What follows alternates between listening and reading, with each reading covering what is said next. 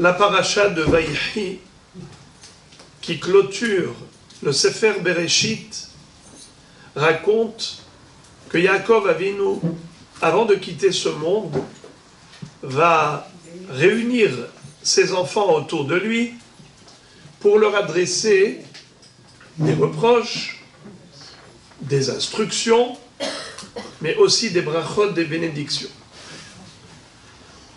Et Rachid de dire que pourquoi il leur a fait des reproches avant de quitter ce monde, parce qu'en effet, il ne fallait pas le faire avant.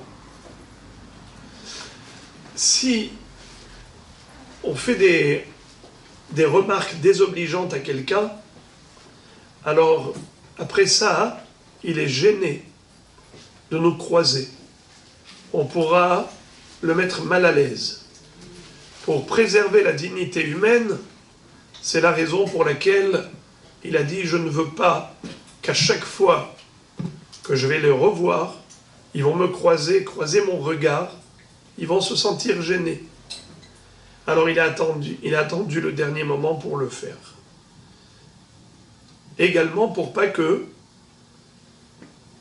les enfants de Yaakov Avinu vont se dire « Mais papa, il est trop strict, trop sévère, trop dur. » Alors on va quitter la maison paternelle pour aller dans une maison qui est plus libérale, la maison de Esav.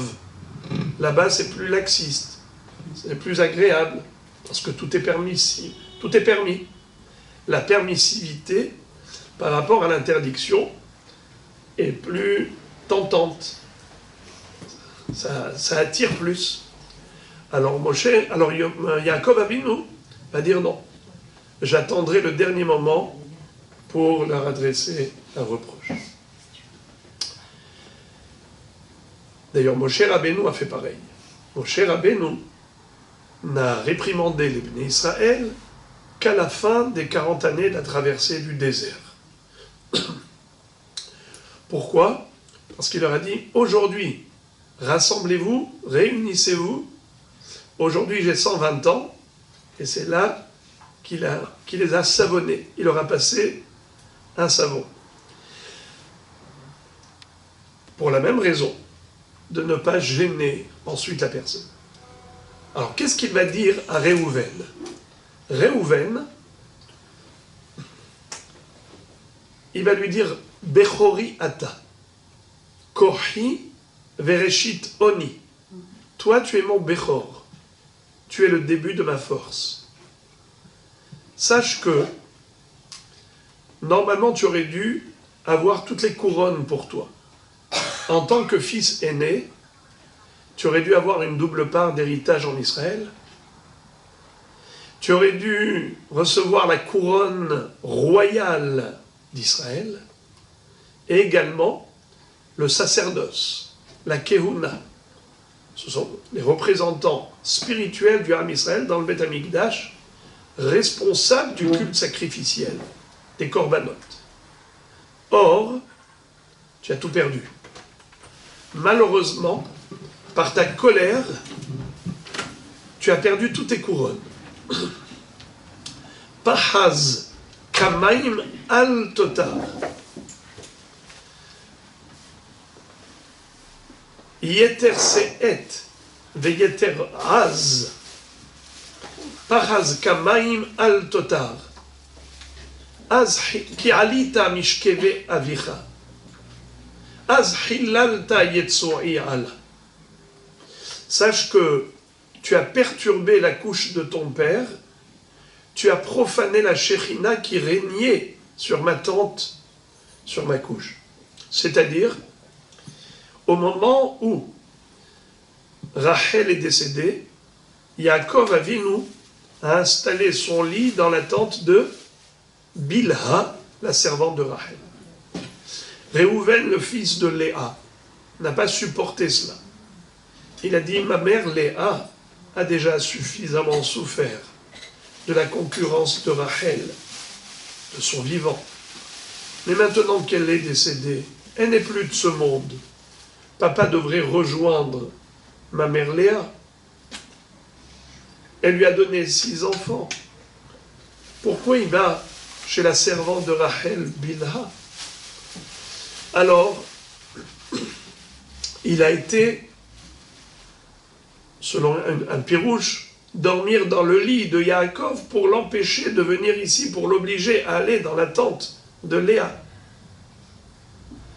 Ou carrément transférer le lit de Yaakov dans la tente de Léa, sa mère. Yaakov Avinu, quand est-ce qu'il va lui faire ce reproche en lui disant « Tu as perdu les 3 couronnes. Tu ne seras pas le roi. » C'est-à-dire, David Améler sortira de Yehuda, pas de toi. Les Kohanim, Aaron à Cohen, sortira de Lévi, pas de toi. La double part en Israël, ce sera accordé à Yosef, pas à toi.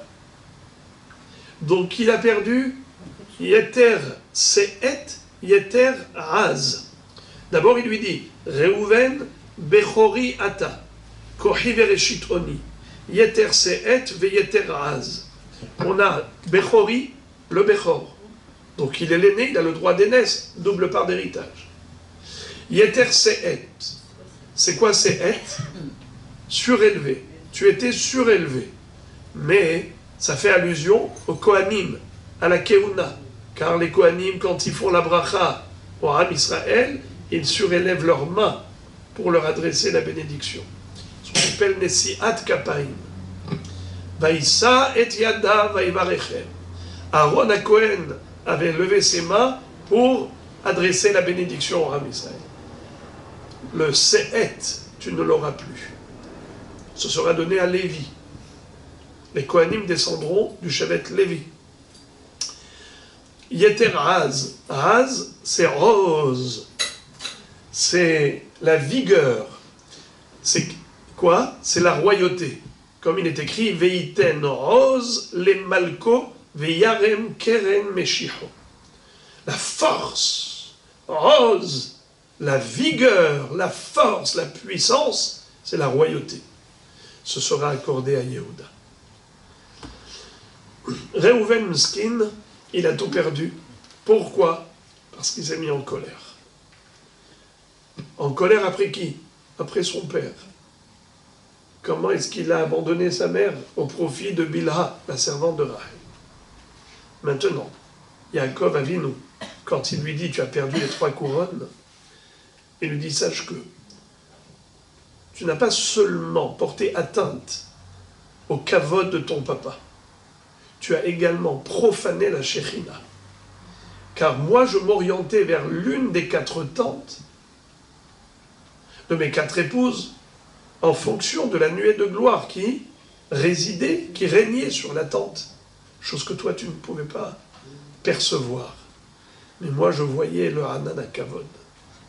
Et par conséquent, je m'orientais en fonction de là où la Shekhinah souhaitait que j'installe mon lit. Toi maintenant, voilà à cause de ça, cette colère, tu as été impétueux comme l'eau, pahaz kamain, al totar, tu n'auras pas de hitron, tu n'auras pas de supériorité par rapport à tes frères. Ces 3 qualités supérieures, malchut, kehuna et bechora, seront données à tes 3 autres frères. Yehuda, Yosef et Lévi. La question, comment se fait-il que Reuven a perdu tous ses droits, tous ses privilèges? Pourtant, il avait fait Teshuva. Quand il s'est rendu compte de son erreur, il s'est mis à jeûner pour se faire pardonner. Des jeûnes expiatoires au jour le jour, il ne mangeait que la nuit. Il allait même se vêtir de sacs, de vêtements de silice, pour s'affliger des mortifications. Et Akadosh Baruch Hu lui a pardonné. Hachem a agréé la teshuva de Reuven. Quelle est la preuve? C'est que c'est lui qui a sauvé Yosef de la main de ses frères. Quand il a entendu qu'ils voulaient le tuer, il leur a proposé de le jeter dans le puits. Pourquoi? dans le but de venir le chercher plus tard pour le ramener chez son père. La Torah elle-même nous dit « Vaishma Reuven, vayatzileu miyadam ». Et pourquoi il a proposé de jeter dans le puits? Pourtant, dans ce puits, il y avait des serpents et des scorpions. Qu'est-ce qu'il a gagné? Il a dit, on ne va pas le tuer. On le jette dans le puits, mais dans le puits, il y a des scorpions, il y a des serpents. Le Or HaChaim HaKadosh dit quelque chose d'incroyable. Il dit que l'homme a été doté du libre arbitre. HaKadosh Baruch Hu n'a donné ce pouvoir qui s'appelle la Bechira, le libre arbitre, qu'à l'être humain. Pas aux minéraux, végétaux, animaux, qu'à l'humain. Donc, les serpents et scorpions ne pourront pas tuer Yosef si Dieu ne le veut pas. Mais, par contre, si eux veulent tuer Yosef, ils y parviendront, même s'ils ne le méritent pas. Pourquoi? Car les hommes, quand ils demandent à Dieu quelque chose, il leur accorde. Rappelez-vous l'histoire de Bil'am, quand Akadosh Baruch Hu lui a dit « Je ne veux pas que tu ailles maudire Israël ». Mais les délégués, les envoyés de Midian étaient venus le chercher. Balak Melech Moab a envoyé des émissaires. Et donc il ne se voyait pas renoncer à ce kavod, à ce salaire que lui promettait Balak s'il allait maudire Israël. Il insiste. Je me lui dis alors vas-y. La Gemara nous dit dans ma Masechet Makot Daf Yud que Mina Torah, Mina Nevi'im, Mina Ketuvim, Bederech Shadam Rotze Lelech Ba Molichinoto. On a des preuves de la Torah, des prophètes et des hagiographes que lorsqu'une personne a entrepris un chemin et elle souhaite atteindre un objectif, Dieu l'aide à y parvenir. Ça veut dire que le chemin que tu as choisi, c'est dans celui-ci qu'on t'aidera à évoluer. Alors, les frères, puisqu'ils voulaient tuer Yosef, ils auraient pu le tuer, même si Mina Shamaim, ça n'a pas été décrété. Parce qu'avec Shpokrou, c'est comme ça qu'il a fixé dans le monde cette notion d'offrir à la personne ce qu'elle souhaite. Mais si on le jette dans le puits de serpents et de scorpions, les serpents ne pourront pas le tuer si Dieu n'a pas décrété que c'est l'heure, que l'heure a sonné pour lui. Eh bien, il sera protégé. En tout cas, finalement, il est revenu plus tard pour chercher son frère. Mais en attendant, il avait déjà été vendu par Yehuda et les autres. Mais pourquoi Réhouven a été le seul à prendre cette initiative de vouloir sauver Yosef? Par sentiment de gratitude. Il a dit, j'ai une akaratatov, j'ai un devoir de reconnaissance envers lui. Pourquoi? Il m'a rendu service, mais un service de folie. Qu'est-ce qu'il lui a fait, Yosef, à Réhouven, pour qu'il soit reconnaissant? Eh bien, il lui avait annoncé que Dieu lui a pardonné la faute. Comment? Il lui a jamais dit, Dieu t'a pardonné? Jamais. Simplement, c'est qu'en racontant son rêve, quand il a dit « Et j'ai vu dans ce songe que le soleil, la lune et 11 étoiles se prosternaient devant moi. » Il a dit « Tiens, dans ce rêve prémonitoire, il raconte qu'il a vu les 11 étoiles. Ça veut dire que je suis considéré là-haut dans le ciel une star comme les autres, une étoile comme tous mes frères. Je ne suis pas inférieur à eux. Je suis égal à tous ces tzadikim. Eux n'ont pas fauté. Mais moi, j'ai fauté. Comment est-ce que dans le ciel, on me considère équivalent, égal à mes frères? C'est que Dieu m'a pardonné. Et donc, ma teshuva a été agréée. Si Yosef m'annonce cela, même sans aucune intention, ce n'était pas la kavana de Yosef, mais Réhouven savait être Makir Tova. Et il a dit, après tout, grâce à lui, je suis apaisé maintenant. Je suis rassuré. Je sais que Dieu m'a pardonné. Alors il faut que je lui sauve la vie à lui également. Je ferme la parenthèse. Pour dire que Réhouven, certes il avait fauté, comme la Torah dit, Vaishkav Réhouven et Bilha Pilegesh Aviv. Mais il a fait teshuva. Et la teshuva de Réhouven a été agréée par Hachem. Alors c'est bon. Pourquoi Yaakov, à la fin de sa vie, lui dit « T'as perdu les 3 couronnes. Tu ne seras ni roi, ni Cohen, et ni même la double part d'héritage en Israël. » C'est qui va recevoir? On a dit Yosef. Comment Yosef a reçu une double part? Eh bien, c'est qu'il a eu 2 enfants. Ephraim et Ménaché. Chacun d'eux a reçu une parcelle de territoire en Israël. Exactement comme un Bechor. Yosef était comme un Bechor qui a reçu double part. Ephraim et Ménaché. Alors que toutes les autres tribus n'ont eu qu'une seule part. Comment comprendre le fait que Yaakov Avinu a été aussi sévère à l'égard de Réhouven, puisqu'il avait quand même fait tchouva? Réponse. Le Rav Eliyahu Lopian donne un très beau machal. Il dit, imaginons quelqu'un qui avait un très beau blazer avec des boutons dorés. Il a glissé, et voilà que maintenant, quand il est tombé dans le ravin, eh bien, sa veste s'est salie entièrement, pleine de boue, et tous les boutons ont disparu. Ça a été arraché. Il arrive à remonter, il sort de là sain et sauf, mais son blazer qui était tout neuf, il apporte au dégraissage. Au Hachem, ils ont réussi à le nettoyer, ils lui ont rendu comme neuf. Mais il dit, mais où sont mes boutons dorés? Ils disent, nous, on nettoie.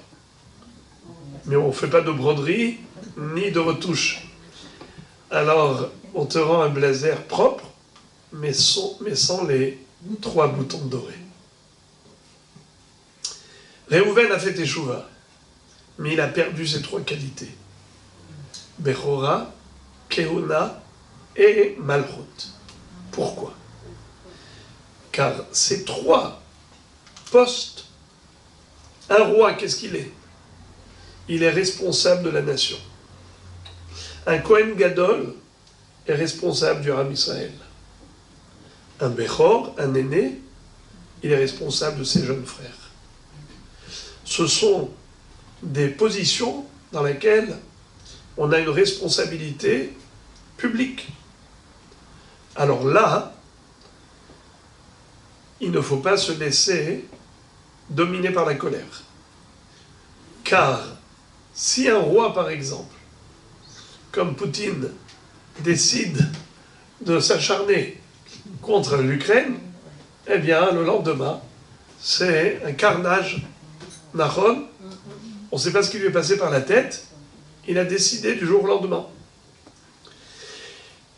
Ça, c'est dangereux pour toute la nation. Le Kohen Gadol, pareil. Si lui aussi ne sait pas canaliser son énergie, maîtriser ses états d'âme, c'est un danger pour le Ham Israël. Le Bechor aussi, s'il n'est pas posé avec la tête sur les épaules, eh bien, il va dévoyer tous ses frères. Son comportement ne sera pas exemplaire. C'est pour cela que la Teshuvah de Réhouven n'a pas été suffisante. Pourquoi? Parce que la Gemara nous dit Kol hakoes, afilu poskin alav gedula min hashamayim, moridin oto mimena, min alan me Eliav. C'est-à-dire, celui qui se met en colère, même s'il était destiné à occuper un poste important, on lui retire ce privilège. D'où on l'apprend? De Eliav. C'est qui Eliav? Le frère de David Amelech. Au moment où Akadosh Baruch Hu avait dit au prophète Samuel, Shmuel An-Navi, tu vas aller dans la maison de Ishaï, et tu vas élire l'un de ses enfants comme roi d'Israël, quand il est venu avec la corne d'huile d'onction sacrée pour oindre le nouveau roi d'Israël qui allait succéder à Shaoul Amelech. Plus tard, ça va être David Amelech. Mais Akadosh Baruch Hu ne lui a pas précisé, ne lui a pas donné le nom. Et en effet, quand il arrive chez Ishaï, Ishaï fait défiler tous ses enfants. Et le premier, c'était Eliav, le Bechor. Akadosh Baruch Hu lui dit, non, celui-ci, je l'ai écarté. Mais Astiu, même j'en répugne en quelque sorte. Pour les autres, il va dire Lo Beze Bachar Hashem, Lo Beze Bachar Hashem. Celui-ci n'a pas été élu par Hashem. Celui-ci non plus. À la fin, il lui dit quoi? Tous tes enfants sont là? Là, il lui a dit, il y en a un qui est berger des troupeaux. Parce que vous le savez que, malheureusement, David Amelech a été maltraité pendant 28 ans par ses frères. Ils l'ont pris pour un mamzer. Parce que sa mère, pendant 3 ans, elle a été éloignée de son mari Ishaï. Comme Ishaï était descendant de Ruth à Moavia. Alors, à un moment donné, il s'est mis à broyer du noir. Il s'est dit peut-être que ceux qui prétendent que je ne suis pas juif à part entière, c'est-à-dire que même si, évidemment, qu'on est converti au judaïsme, mais on n'a pas le droit d'épouser une juive. Comme la Torah dit, Lo yavor Amoni ou Moavi b'kahal Hashem. Quelqu'un qui est issu du peuple de Ammon ou de Moab n'a pas le droit d'épouser une fille juive. Alors comment ça se fait que Ruth à Moabia, Ruth, la Moabite, elle s'est mariée avec Boaz, elle a eu un fils qui s'appelle Roved, qui a eu un fils qui s'appelle Ishaï, qui a eu David, qui a eu Shlomo Amelech, jusqu'à ma chère Ben David, comment ça se fait? Et pourtant, elle est d'origine moabite. Réponse. Cette halakha d'exclusion de Ammon et Moab ne concerne que les hommes, pas les femmes. Ammoni vélo Ammonite, Moabi vélo Moabite. Mais comme il y avait des gens jaloux et qui ont voulu ternir l'image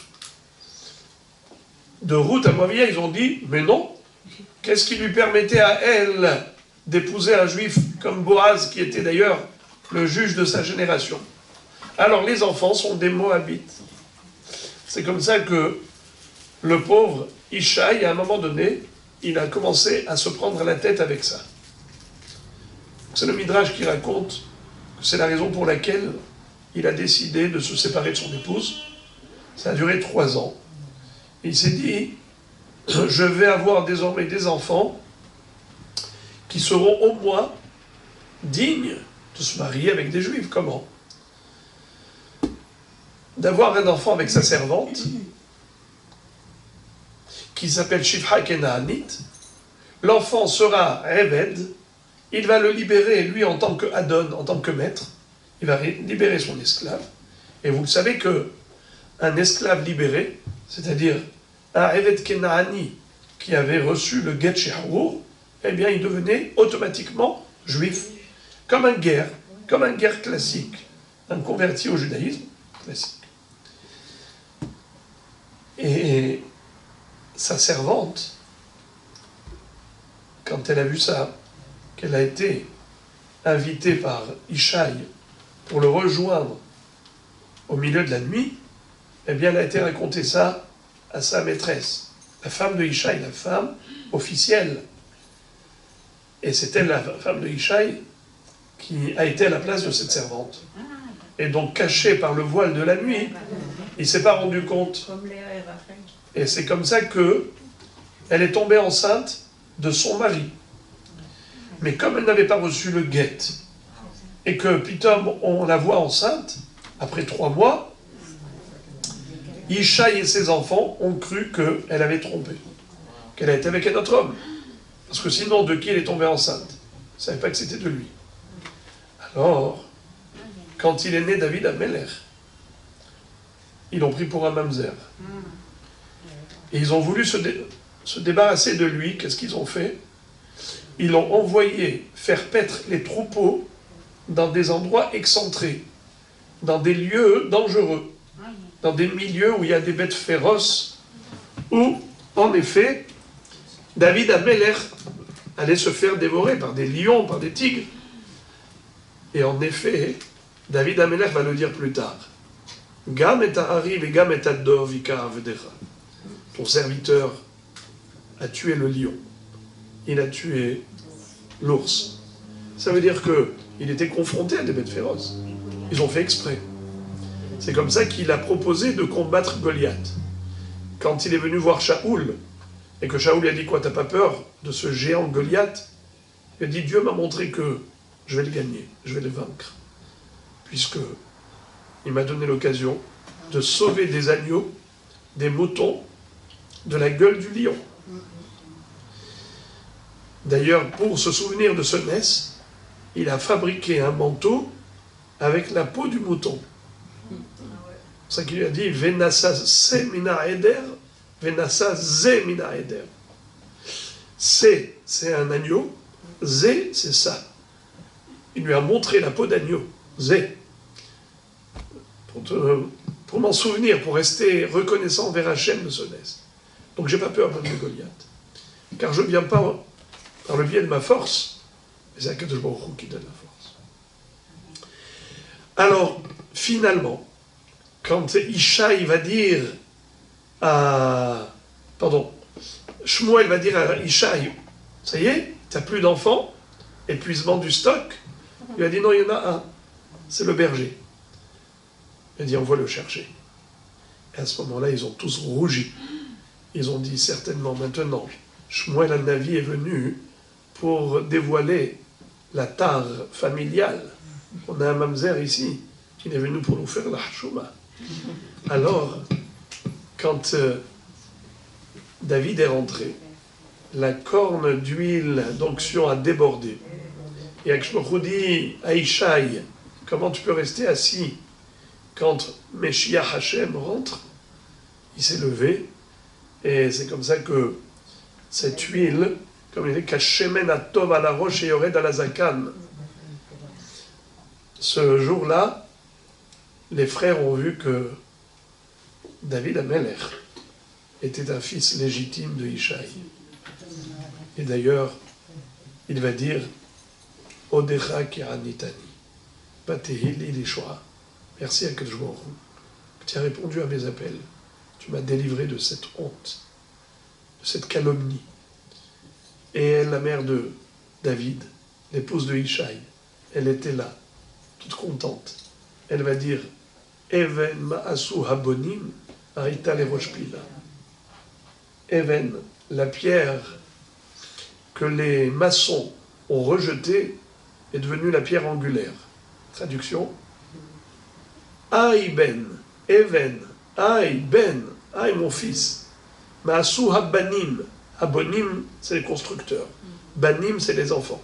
Mes enfants ont rejeté David, mais il est devenu la pierre angulaire du royaume d'Israël. Alors les frères étaient super choqués.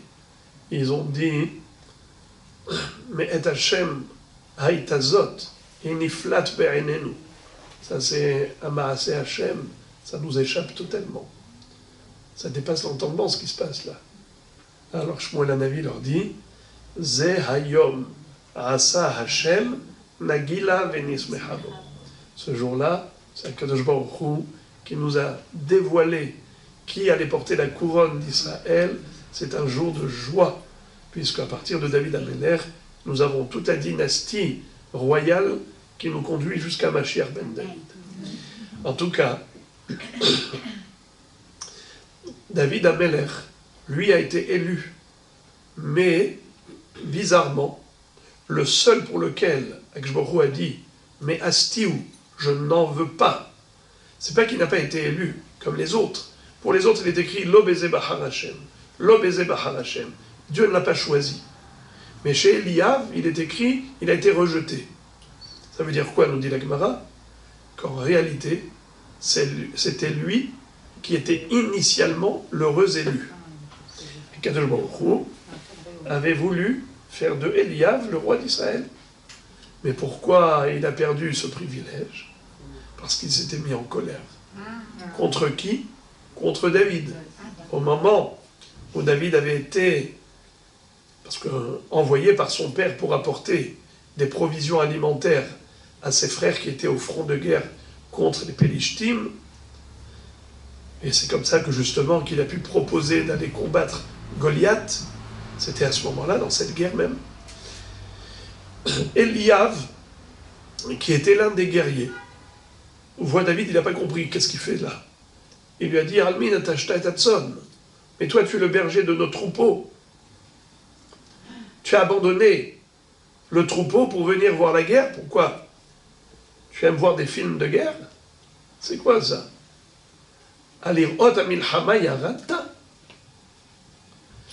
Eh bien, la Gemara va dire, cette colère qui s'est emparée de Eliav lui a fait perdre la Gédoula, la royauté. Il aurait dû être, lui, le roi à la place de David Améler. Rien que pour la colère, il a perdu.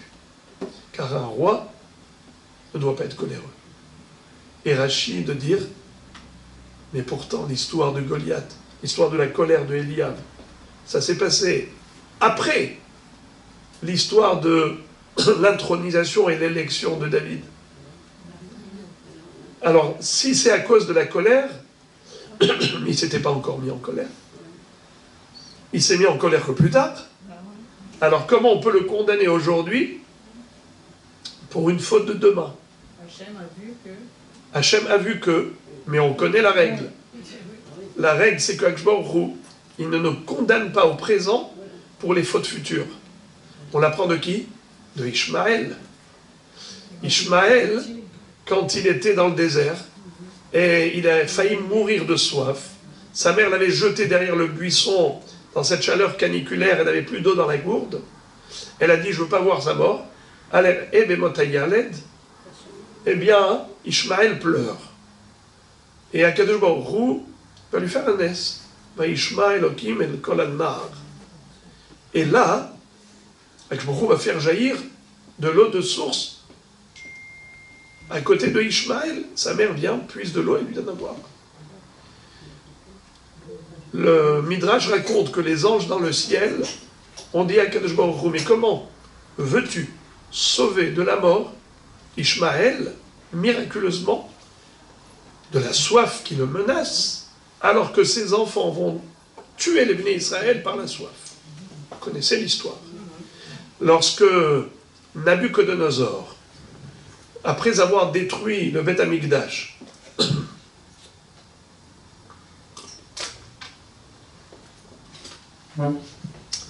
lorsque les Nebuchadnezzar avaient détruit le Beth Amikdash,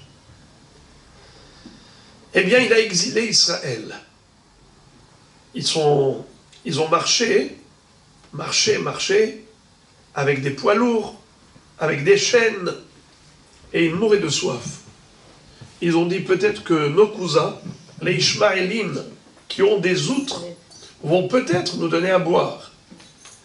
Et malheureusement, non seulement qu'ils n'auront pas donné à boire, ils avaient gonflé les outres avec de l'air. Et ils ont même proposé du poisson, des anchois salés pour intensifier et augmenter la soif. Et ils leur ont fait croire que tout de suite après, ils allaient leur donner de l'eau. Et là, ils leur ont donné des outres pleines d'air qu'ils avaient gonflées. Et en aspirant le contenu, ils sont tombés morts comme des mouches, morts de soif. Alors, les Malachim vont dire à Kadosh Baruch Hu, les descendants d'Ishmaël vont tuer Israël par la soif. Tu veux maintenant à lui faire un miracle pour le sauver de la soif. Kadosh Baruch Hu répond, maintenant qu'est-ce qu'il est? Il est tzaddik ou rachat? Et on dit pour l'instant il n'est pas rachat. Dieu répond, je ne juge la personne qu'en fonction de l'instant présent, pas en fonction de ses fautes à venir. Alors si c'est comme ça, pourquoi Eliav a été privé de la malroute? Il ne s'était pas encore mis en colère pour le condamner. Alors Rachid dit que Dieu a vu l'avenir, n'est-ce pas? Mais c'est contraire à la règle générale. Réponse, on dit le Rabbi Eliyahu Lopian, quelque chose de très fort. Il dit, il y a les midot et il y a les maasim, des traits de caractère et des actions. Tout ce qu'on fait comme action, ça relève de notre caractère. On a chacun son tempérament. Et on agit en fonction de son tempérament. Bien sûr. Qu'est-ce qui est plus grave?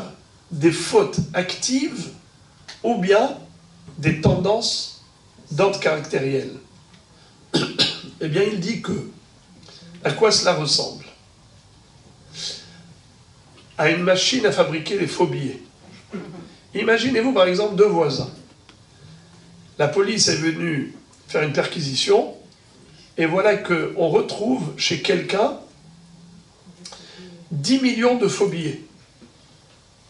10 millions de shekels, mais en faux billets. L'autre voisin, il avait une machine à fabriquer les faux billets, mais il n'avait pas un seul faux billet. Il y en a un qui a été condamné à 10 ans de prison, et l'autre, qui avait la machine, à 20 ans de prison. Pourquoi? Mais il leur dit, mais j'avais même pas un seul faux billet. Il leur dit, oui, mais tu as la machine à fabriquer. Alors là, il n'y a plus de limite. Tu es capable d'en faire des dizaines de millions, des centaines de millions. No limite. Kadosh Baruch Hu dit, c'est vrai que l'action de la colère, Eliab l'a exprimé, cette colère, plus tard. Ça, c'est l'expression. Mais dans son cœur, il y avait déjà la tendance. Et étant donné que la machine à fabriquer le faux billet est déjà là, alors il était déjà sanctionnable. Car dans son cœur, il y avait déjà la tendance vers la colère.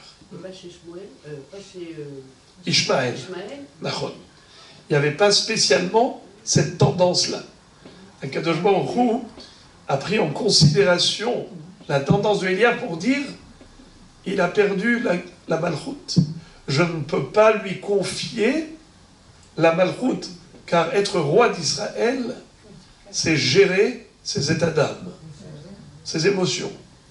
Quand vous voyez à quelle pression sont soumis les chefs d'État, quand vous pensez combien il faut pouvoir avaler des couleuvres et garder le sang-froid, ça, c'est la preuve de responsabilité, la aharayut, et c'est comme ça que Yaakov Avinu va dire à Réhouven, désolé pour toi, mais ces 3 couronnes, je ne peux pas te les accorder. C'est vrai que tu as fait tes chouvas. C'est vrai qu'on t'a pardonné. Et d'ailleurs, vous savez qui est sorti de Réhouven? Un descendant qui va s'appeler Hoshéa An-Navi. Le prophète Hoshéa, c'est lui qui va dire Shuva Israël, Ad Hashem Elohecha ki chashalta ba'avonecha. Israël, fais tes chouvas, car tu as trébuché dans ta faute. Et pourquoi c'est spécialement le prophète Hoshéa, qu'on appelle en français Osée? Parce que lui, il était descendant de Réhouven. Et que je va dire à Réhouven, Ata patachta bitshuva tehila, hayecha sheben bincha, romed ou metzavé Israël à la teshuva, shenemar shuva Israël ad Hashem Elokecha. Toi, tu as été le premier à donner l'exemple de la teshuva. C'est pour ça que tu mériteras d'avoir un descendant. C'est le prophète Hoshéa ben Be'eri qui lui aussi va lancer cet appel à Israël en disant « Faites teshuva pour mériter la Géoula ». Alors, voilà comment on a compris. C'est vrai, Réhouven a réparé la faute au niveau de l'action, mais c'est par rapport à la tendance, au tempérament. Le travail à réaliser par rapport à nos midotes, c'est un travail qui est beaucoup plus difficile que arrêter de faire du mal. Arrêter de faire du mal, c'est une chose. C'est-à-dire, j'ai fait teshuva, j'ai fait du mal. Mais maintenant, essayer de transformer complètement sa nature pour désormais ne pas laisser libre cours à son tempérament, de laisser chasvé shalom, le mal se dégager de lui, eh bien, ça, c'est quelque chose qui est beaucoup plus difficile. Voilà donc une étincelle de lumière de cette paracha, c'est la réflexion par rapport au travail qu'on doit réaliser, chacun et chacune, sur son caractère, pour faire en sorte que Aïr Péré, Adam Ivaled. Même si on est né chacun avec sa nature, mais avec le sechel, la raison doit maîtriser la passion. La passion, c'est la tendance naturelle, mais la raison, c'est le sechel. Et si on arrive à dominer la passion par la raison, c'est exactement comme un cavalier qui a appris à conduire son cheval. S'il sait le diriger, alors il pourra l'amener à bon port. Sinon, si c'est le cheval qui maîtrise le cavalier, il peut le jeter dans n'importe quel buisson, quel précipice, et ça devient dangereux pour lui. Donc c'est ça. Notre nature, c'est notre outil de travail, mais qu'on doit apprendre à manier, comme une voiture. Quelqu'un qui a appris le code de la route, qui a suivi des cours et des cours de pratique de conduite, eh bien à ce moment-là, il fait un kiff avec la voiture. Sinon, c'est un danger public. Quelqu'un qui prend une voiture sans avoir appris à conduire, flette. Donc c'est pour cela que, en effet, dans Hachem, la Torah, c'est le code de la route, c'est le code de la vie. Et bien, Azrat Hachem, apprenons à conduire et à se conduire.